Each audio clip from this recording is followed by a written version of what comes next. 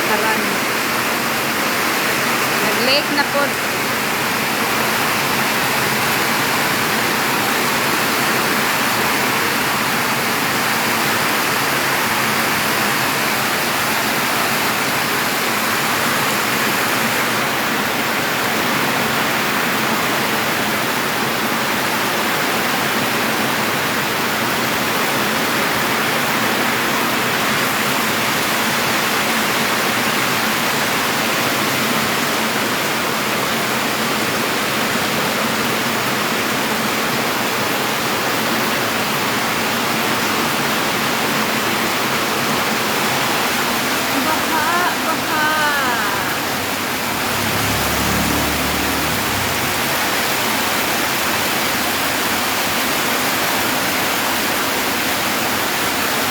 Tikkan pa siya sa ulan.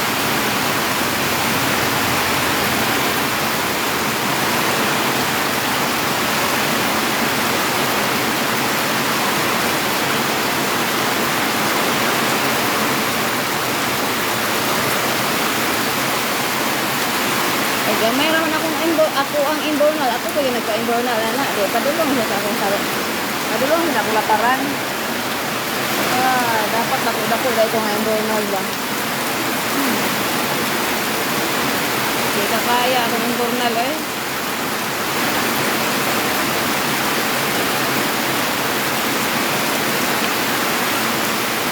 Kung wala ko sakyan na, walang sakyan na diya, okay tayo, hindi na magiging eh.